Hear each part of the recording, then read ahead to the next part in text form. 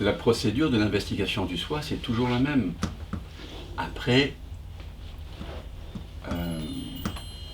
vous verrez qu'il y a des variations entre la façon dont je la fais et l'a fait Ramana Maharshi, ou le fait Rupert Spira, ou le fait faire Nisargadatta Maharaj, ou le fait faire Atmananda Krishna Menon, ou le fait faire Francis Lucille. Ce sont des styles. Et puis mon style à moi, il varie dans le temps, il varie selon les gens avec qui je partage, selon votre degré de maturité, de sensibilité, selon votre degré de résistance, et dans l'instant, selon que c'est le matin, selon que je suis bien réveillé ou pas. Mais il y a quand même une mouture générale, et c'est toujours un petit peu la même chose, l'investigation du soi. Donc il ne s'agit pas d'avoir les mêmes mots que moi, d'avoir le même style, vous aurez votre style, votre façon d'exprimer, puisque on parle, on partage avec des mots, vous trouverez les vôtres. Mais comprenez l'esprit. Il s'agit à un moment donné de comprendre que si vous voulez la paix, la joie, l'amour, le bonheur, sentir le bonheur, la vérité, vous devez nécessairement faire refluer l'attention vers sa propre source et redécouvrir cette source qui est déjà là. Ça, c'est pour ça qu'on peut résumer toute la spiritualité authentique depuis 6000 ans. Quand je dis authentique, c'est la tradition avec un grand T, c'est celle qui nous fait retrouver ce que nous sommes déjà. Découvrir cette présence atemporelle en nous. Ça, c'est la vraie spiritualité. Ensuite, il y a les pratiques exotériques, toutes les décorations de Noël autour, mais l'essentiel de la tradition non-duelle, c'est de redécouvrir en soi qu'on est la source même de l'univers. Que cette conscience, ce reflet de conscience qui est en nous, est relié à cela qui prend toute forme.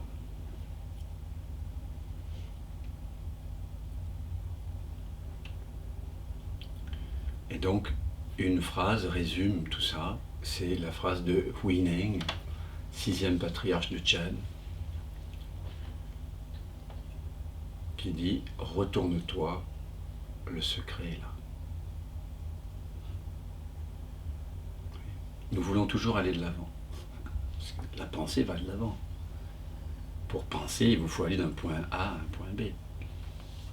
Point barre. Comme ça. C'est un mouvement. Mais nous ne nous en sortirons pas par la pensée. La pensée peut tout au plus nous inviter à voir les limites de la pensée et créer un arrêt, un étonnement, un changement de direction, une cessation de la projection.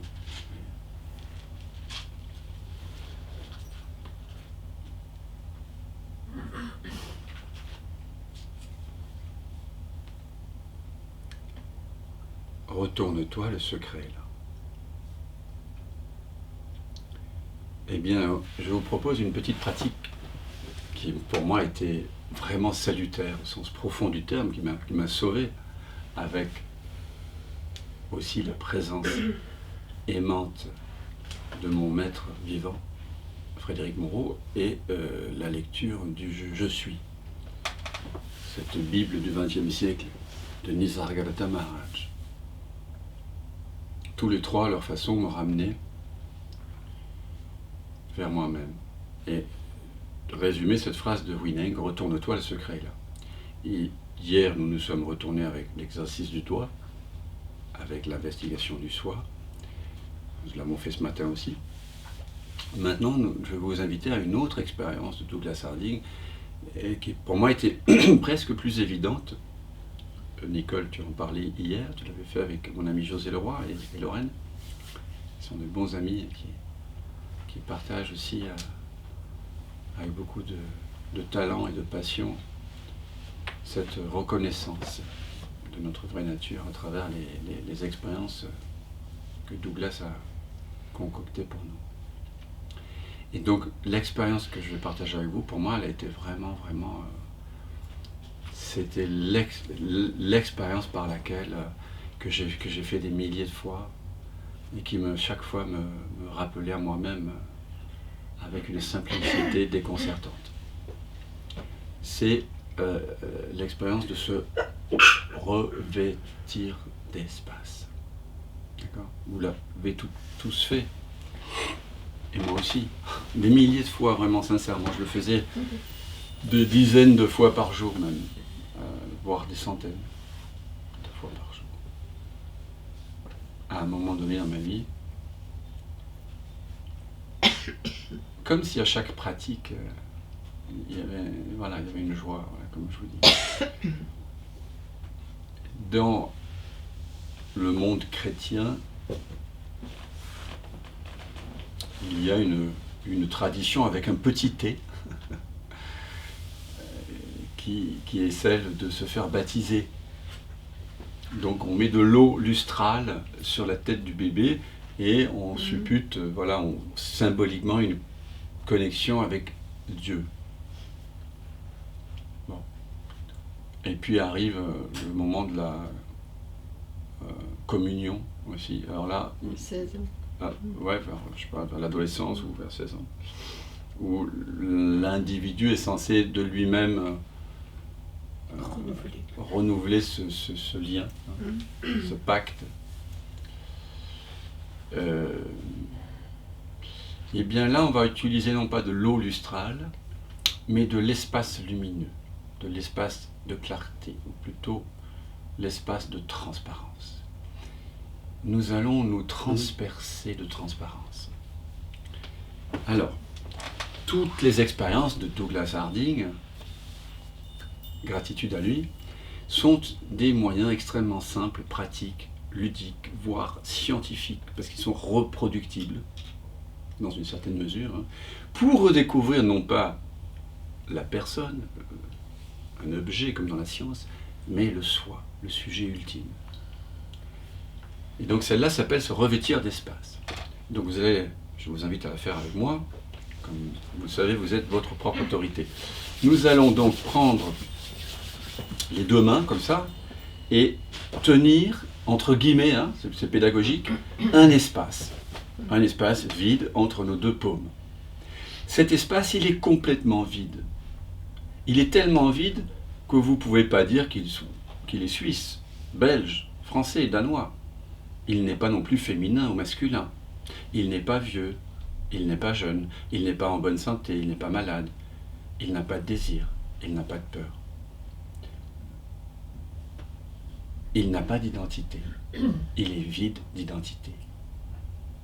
Il est un peu comme celui que, peut-être, vous fantasmez être après avoir fait le neti-neti, après avoir fait table rase de toutes vos croyances. Voilà. On pourrait dire que cet espace, c'est le soi détaché de tout. Il n'y a aucune image là-dedans, aucune mémoire, rien à réaliser. C'est un espace vide.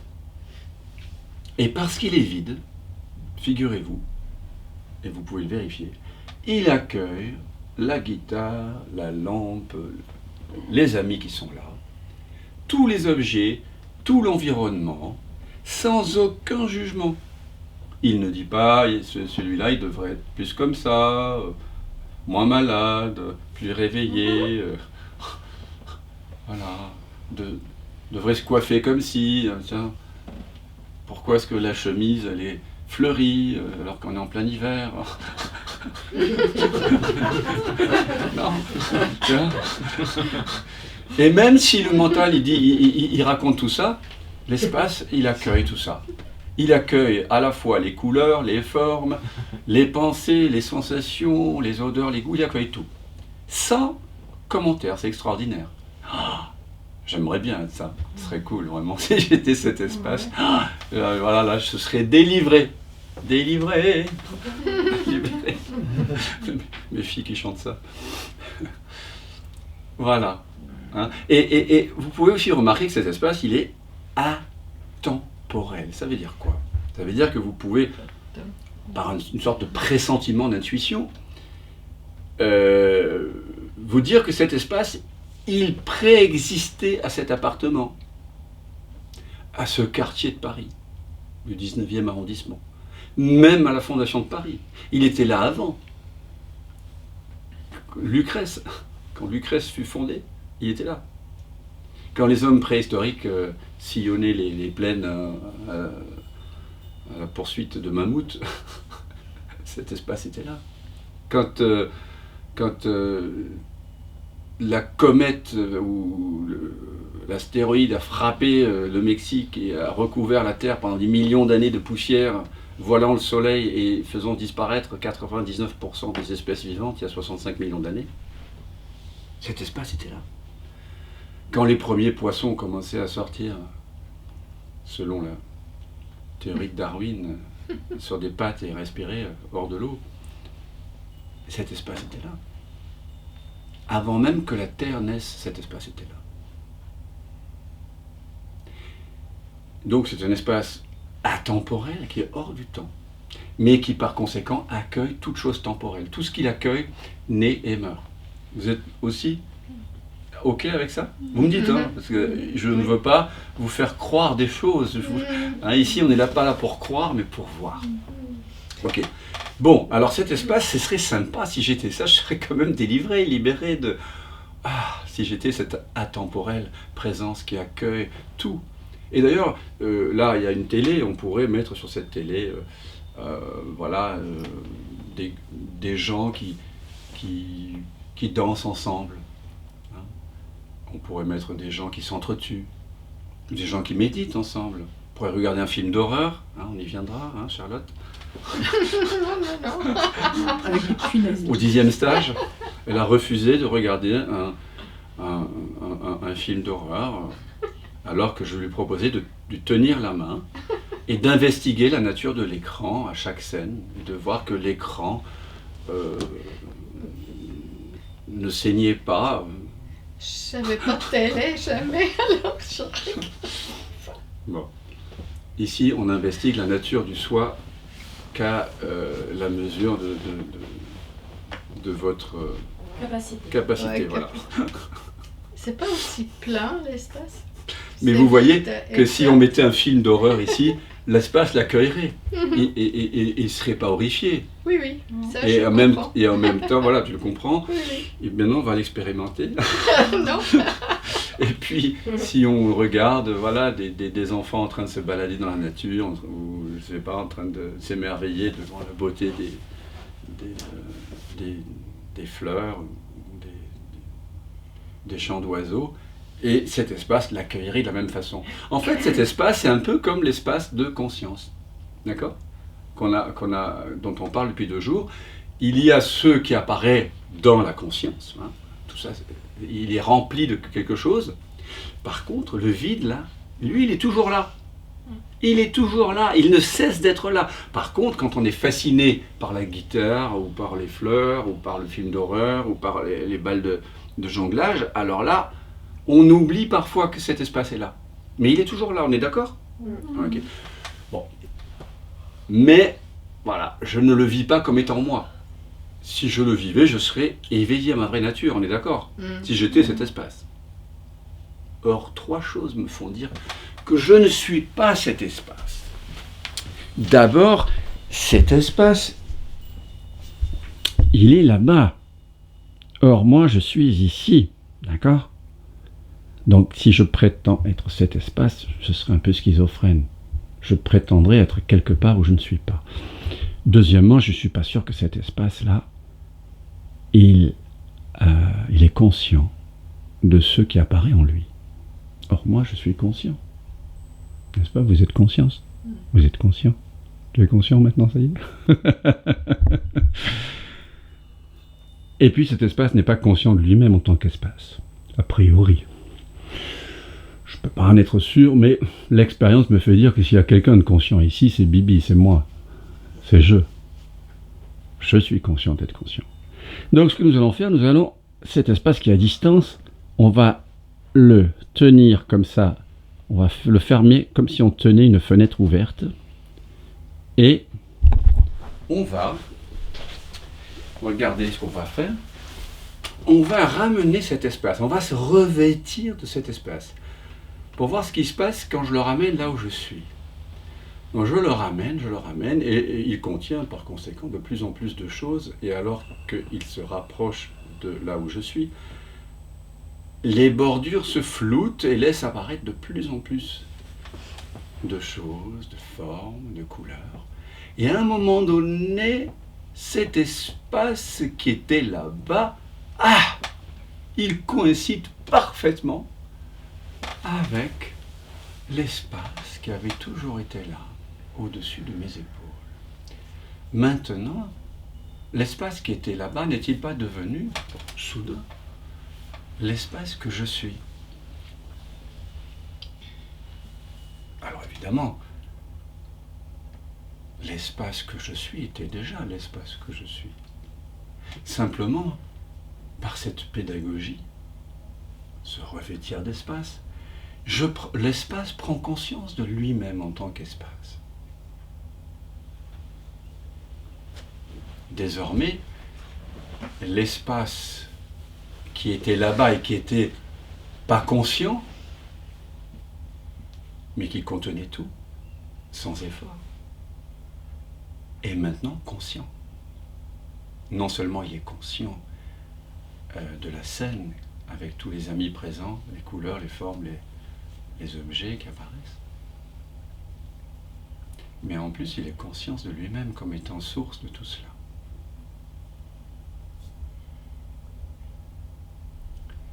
Soudain, vous réalisez que cet espace dont vous vous êtes pédagogiquement et symboliquement revêtu vous va comme un gant.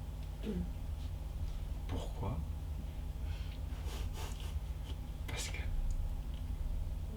je le suis. Et je le suis. Je le suis, mais maintenant, c'est pas que du blabla non-duel. C'est pas que de la théorie. C'est pas l'être que potentiellement je suis. Maintenant, l'être, il est actualisé. Il est révélé, il est réalisé. C'est cela qu'on appelle l'éveil, la réalisation du soi. Elle a lieu maintenant, grâce à cette pratique. Grâce à rien du tout. Bien sûr, on va dire grâce à rien du tout. On n'a pas besoin de penser à Douglas tous les matins. On peut avoir aussi de la gratitude comme j'en ai. Mais on n'est pas obligé de s'agenouiller devant cette pratique. Elle nous a servi, comme le doigt qui pointait, pour révéler quelque chose qui avait toujours été là. Et la fonction du gourou, d'un gourou extérieur, d'une personne, c'est de dissiper, ça veut dire, je crois, le gourou, c'est celui qui dissipe l'ignorance. Ici, le gourou, c'est le doigt. C'est cette pratique que moi j'appellerais un jeu de révélation. Parce que quand on pense pas pratique, on pense quelque chose qui doit se faire pour obtenir quelque chose. Moi, je préfère dire jeu de révélation. Ça révèle ce qui est déjà là. Cet espace-là, regardez, vous pouvez encore, si vous le souhaitez, vous avez le droit encore une fois, pas plus, voilà, alors vous pouvez le faire de différentes façons. Dans la pratique de Douglas, traditionnellement, c'est une fenêtre ouverte, symboliquement, et on sort sa tête par la fenêtre, ou on rentre l'espace ici. On ne sait plus qui entre dans quoi et qui est dans qui, parce qu'à un moment donné, il n'y a plus que l'espace. Et cet espace, quand on est transpercé de cette transparence, elle transperce l'imaginaire d'un visage. Maintenant, vous voyez 10 amis, 10 têtes avec 2 petits yeux. Vous voyez 10 corps avec une paire de jambes, une paire de bras, un buste et une tête qui couronne le tout. Mais de votre côté, vous êtes couronné d'espace, de clarté, d'ouverture. Et là, c'est ça l'éveil. C'est la disparition d'une illusion. L'illusion de percevoir le monde, d'être conscient à partir d'une tête. C'est faire disparaître la fausse croyance que c'est une personne qui est au contrôle, aux manettes. Quand vous faites disparaître votre tête en imaginaire de votre côté, et que vous réalisez que cet espace est ouvert, conscient, sans forme, sans âge, infiniment accueillant, disponible 24 heures sur 24, 7 jours sur 7, vous êtes à la maison. Non? Oui, moi j'ai des problèmes avec le vide. Moi c'est plutôt le plein où il y a quand même beaucoup d'amour. Ou je sais pas, peut-être c'est une interprétation, mais moi je sens un amour, une douceur. Je sais pas. Bien sûr. Évidemment, on dit l'univers est vide, mais aussi plein en même temps. Exactement. D'abord, nous redécouvrons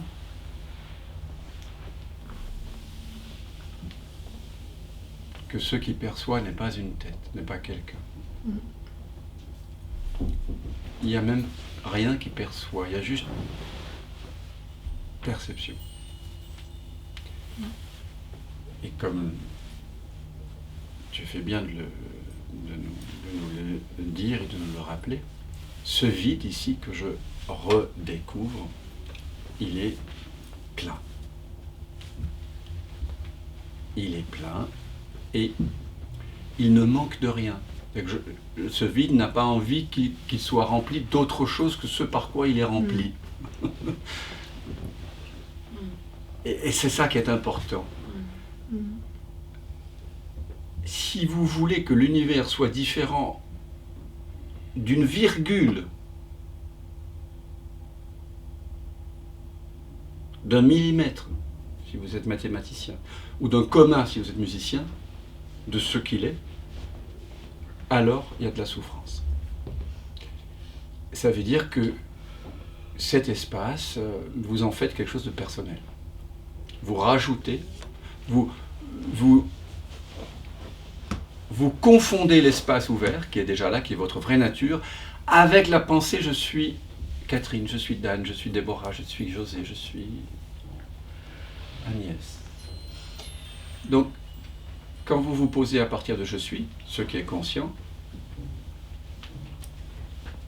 là, vous n'avez pas envie de rectifier quoi que ce soit. Ce qui remplit ce vide-là, ce qui remplit cet espace, n'est-ce pas parfait du point de vue de l'espace? Et c'est pour ça qu'un des grands textes de non-dualité dans le bouddhisme traditionnel, Sutra du cœur, nous dit le vide est la forme est le vide. Il n'y a pas de séparation entre le vide que vous découvrez en vous revêtant d'espace vide et tout ce qui remplit ce vide, les formes, les couleurs, les mouvements, les sons, les odeurs, les goûts. Il y a une espèce de symbiose. C'est un peu comme si l'océan, tout d'un coup, vous êtes l'océan de conscience et l'océan, tout d'un coup, réalise qu'il se manifeste en tant que toutes les vagues, en même temps. Tous les courants. Pendant un moment donné, l'océan s'était oublié. Dans chaque vague, peut-être il s'était pris pour une vague séparée. Il avait adoubé la forme, il avait été fasciné par la forme qu'il prenait. Et il s'était laissé piéger dans son propre jeu. Et tout d'un coup, il se rappelle. Ah oui. Et là, du coup, toutes les vagues sont parfaites telles qu'elles sont. Parce qu'elle modifie en rien le vide que je suis essentiellement. Et c'est là où c'est important de découvrir que même si le vide et le plein sont de façon essentielle, inextricablement un, le vide, lui, est éternel. La forme est éphémère. Donc ce qui est ultimement réel, c'est le vide. Ce vide n'est pas un néant, au sens, le mental va nous dire c'est rien, ça n'intéresse pas le mental, parce que le mental ne peut pointer que vers des formes. Mais quand vous êtes le vide, quand le vide se réalise, et que ça dit je suis le vide, ce vide est plein, même sans avoir besoin d'un monde. Il est plein de quoi? De lui-même. Et c'est quoi lui-même, ce vide? C'est pas un vide... c'est une absence de choses. Nothing en anglais. Rien signifie non-chose. Donc c'est une non-chose. Mais c'est pas parce que c'est une non-chose que c'est rien. C'est fait de connaissance. C'est fait d'amour, c'est fait de conscience. C'est plein de conscience. Et dans ce plein de conscience, il peut y avoir un monde, un rêve qui apparaît, pourquoi pas, une espèce d'hologramme comme ça, qui vit quelques milliards d'années, un clin d'œil dans la temporelle présence, ou pas. Mais qu'importe qu'il y ait un monde ou pas, je suis le sans forme. Je suis cette connaissance, cette conscience. Et je parle de jeu qui est en chacun de nous. On peut appeler ça Saint-Esprit. Oh oui, on peut appeler ça le Saint-Esprit, oui. On peut quoi? L'appeler Saint-Esprit? Si tu veux, oui. On peut l'appeler comme on veut. Mais si ça te relie, appelle-le le Saint-Esprit. Je l'aime bien, moi, le Saint-Esprit.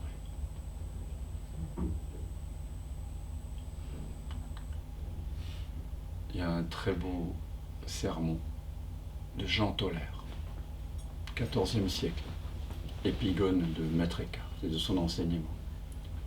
Dominicain comme lui,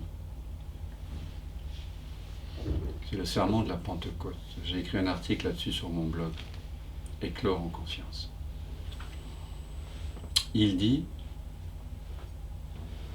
c'est merveilleux, il dit, le Saint-Esprit, il a deux mouvements. D'abord, il vide.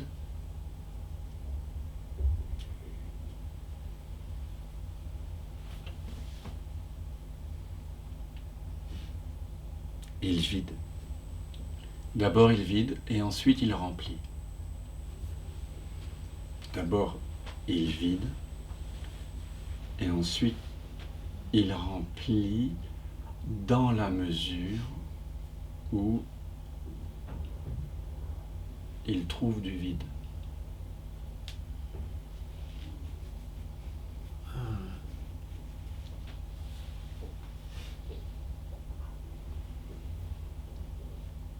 Vous ne pouvez être plein d'amour, de gratitude, de paix, que si vous êtes vide, vidé de toute prétention à savoir, de toute volonté personnelle, de toute préférence. C'est un paradoxe pour le mental. Mais c'est une évidence pour votre vraie nature, pour ce que vous êtes vraiment, vraiment.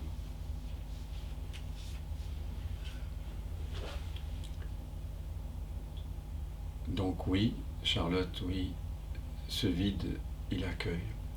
Et ce mouvement d'accueil qui est inconditionnel, c'est ce qu'on appelle l'amour. Il accueille non pas par effort, non pas par devoir, non pas par je ne sais quoi, mais par nature.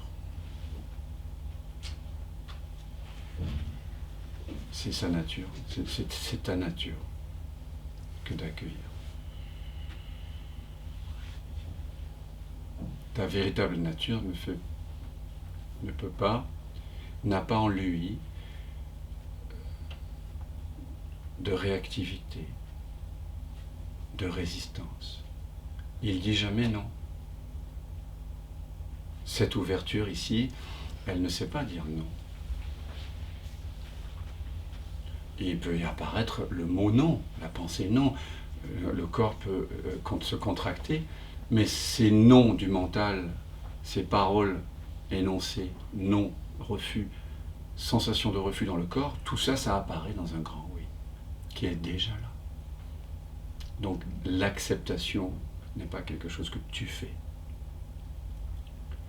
C'est simplement là ce que tu es.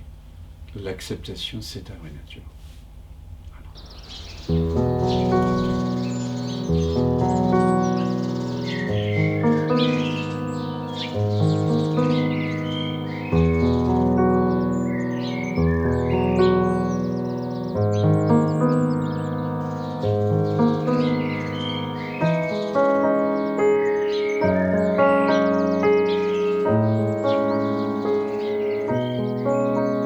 Trods alt det du har båret og alle dine kors, trods livets hårde slag og alt det der var såret, fandt du altid sjov og glæde i livets små mirakler.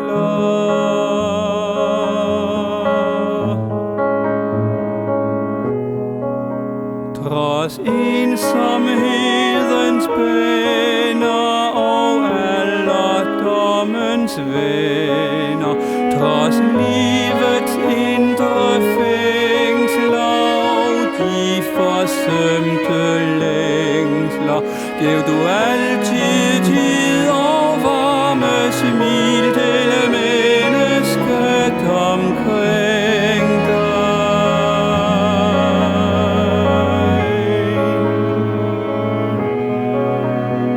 Hvis livet er en gåde med ufødte sekunder, så drikker du af himlen og flagrer i det blå. Når fuglene de hvisker til du kan sove ind, så ved vi det er tid til englenes farvel.